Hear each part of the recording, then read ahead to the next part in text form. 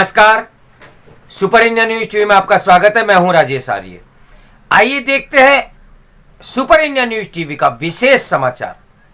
नए जम्मू कश्मीर की नई कहानी।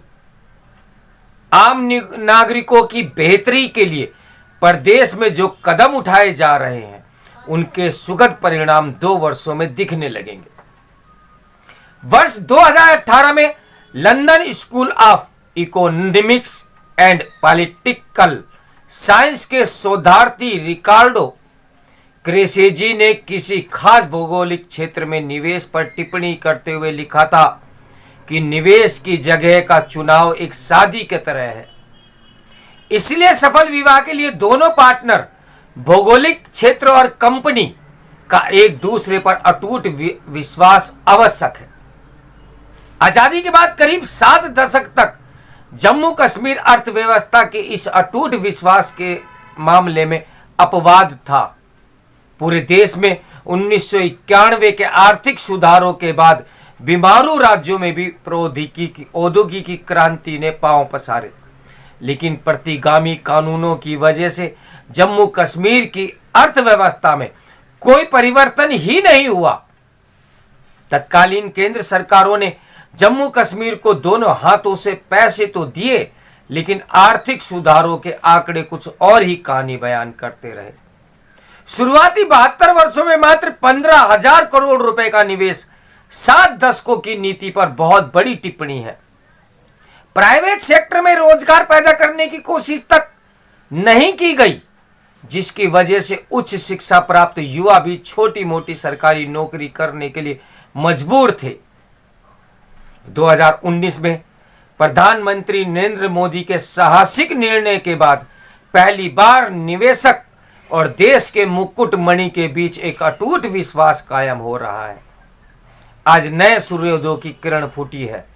नए इंफ्रास्ट्रक्चर, भय मुक्त तथा भ्रष्टाचार मुक्त पारदर्शी व्यवस्था, सभी वर्गों की आकांक्षाओं को पूरा करने के लिए प्रतिगामी कानूनों की समाप्ति जम्मू कश्मीर में नए आत्मविश्वास का संचार कर रही है।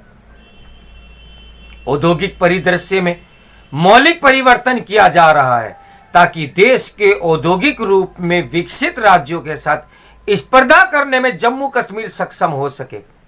जहां 72 साल में 15,000 करोड़ रुपए का निवेश आया, वहीं मात्र पिछले 1 साल में 48,000 करोड़ रुपए के निवेश प्रस्ताव आ चुके हैं।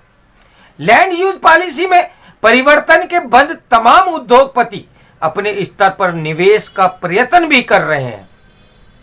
त्वरित विकास की परिभाषा कहती है कि सभी क्षेत्रों को समान औद्योगिक विकास हो। इसी को ध्यान में रखते हुए उद्योगों को ब्लॉक स्तर तक ले जाने की योजना भी बनाई गई है। अर्थव्यवस्था में वृद्धि मुख्यतः 2 स्रोतों से होती है। पहला भूमि, श्रम, पूंजी, सामग्री और सेवाओं में सुधार तथा दूसरा मानव संसाधन, नीतिगत वातावरण, प्रतिस्पर्धा, वित्तीय और बुनियादी ढांचे में अनुकूल परिवर्तन। अन्य अर्थव्यवस्थाओं का अध्ययन इन दोनों स्रोतों में संतुलन पर जोर देता है। 2014 के बाद अनेक राज्यों में उन दोनों स्रोतों में सुधार ने वहां आमूल चूक परिवर्तन किया, लेकिन जम्मू कश्मीर में कई बंदिशें थी जिनकी वजह से भूस्वामियों के लिए जमीन का मोल आजादी के माध्यम से नहीं बढ़ा था। इसमें भी आवश्यक सुधार किए गए। जम्मू कश्मीर के इतिहास में पहली बार आर्थिक संपन्नता एवं रोजगार के प्रमुख ड्राइवर रियल एस्टेट सेक्टर को विकसित करने का कदम उठाया गया।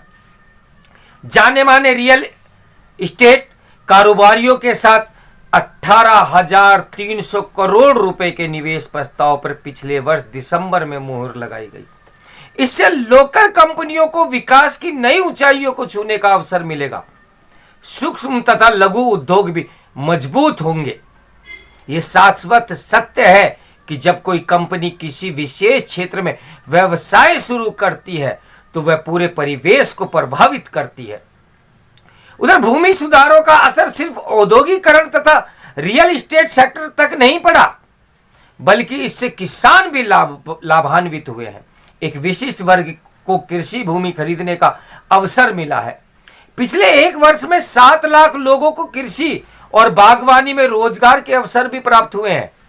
जम्मू कश्मीर में बिजली देश के अन्य भागों से सस्ती है। बिजली उत्पादन के मामले में आत्मनिर्भर बनने में भी प्रयत्न हो रहे हैं। कारोबारियों को जीएसटी में 300% प्रोत्साहन दिया जा रहा है। ईज ऑफ डूइंग बिजनेस के सारे मानक अब ऑनलाइन कर दिए गए हैं। लेकिन समावेशी विकास के इन सभी प्रयत्नों के खिलाफ चंद लोगों द्वारा एक नई कहानी चलाई जा रही है कि जम्मू कश्मीर को बेचा जा रहा है। ये लोग वही हैं जिन्होंने 72 वर्षों से किसी न किसी रूप में जम्मू कश्मीर में औद्योगिकरण और समृद्धि को नहीं आने दिया। अब आम नागरिकों की बेहतरी के लिए जो कदम उठाए जा रहे हैं उसके सुखद परिणाम 2 वर्षों में देखने को मिलेंगे। विकास विरोधी तत्व लोगों की भावनाओं को भड़काने का काम करना चाह रहे हैं, लेकिन जनता जैसे विकास देख रही है वह झूठी अफवाहों को खारिज भी कर रही है। अभी कुछ हफ्ते पहले दुबई ग्लोबल इन्वेस्टर सीमेंट में जम्मू कश्मीर में विदेशी निवेश की राह भी खोली गई। जम्मू कश्मीर सरकार ने कई विदेशी कंपनियों के साथ 3000 करोड़ रुपए का करार पर हस्ताक्षर किए। Real estate, infrastructure, tourism, health care, मानव संसाधन, हॉस्पिटलिटी जैसे अनेक क्षेत्रों में आ रहे विदेशी निवेश रोजगार के अवसरों के अलावा अन्य क्षेत्रों को भी नई गति प्रदान करेंगे। दुनिया की लॉजिस्टिक्स की सबसे बड़ी कंपनी डीपी वर्ल्ड 2250 एकड़ में इंग्लैंड कंटेनर डिपो का निर्माण करेगी। इस डिपो के बन जाने से राज्य के बागवानी से जुड़ी समस्याएं कम होंगी। फल ड्राई फूड के स्टोरेज से वितरण तक काम आसान होंगे तथा किसानों को अंतर्राष्ट्रीय बाजार मिलेगा। हेल्थ सेक्टर में अपोलो के साथ करार भी हो चुका है। देश के अन्य बड़े हॉस्पिटल भी निवेश के इच्छुक हैं। मात्र 1 वर्ष में इंडस्ट्री तथा रियल एस्टेट को मिलाकर 70,000 करोड़ रुपए के निवेश का प्रस्ताव आजादी के बाद के भारतवर्ष की सफलता कहानियों में से एक है। यह निवेश समाज के हर तबके को प्रभावित करने के साथ साथ कम से कम 5 लाख लोगों को प्रत्यक्ष एवं अप्रत्यक्ष रूप से रोजगार के अवसर भी प्रदान करेगा। औद्योगिक विकास गरीबी कम करने और आम लोगों के जीवन स्तर में सुधार के लिए सबसे शक्तिशाली साधन है। मजबूत आर्थिक विकास ही मानव विकास को आगे बढ़ाता है। इसी भावना की नीतियों में परिवर्तन कर नए जम्मू कश्मीर की नई कहानी लिखी जा रही है। इस समाचार के लेखक हैं जम्मू कश्मीर के उपराज्यपाल मनोज सिन्हा जी। तो मेरे साथ बने रहिए सुपर इंडिया न्यूज टीवी की ब्रेकिंग न्यूज के लिए। नमस्कार, मैं हूं राजेश आर्य।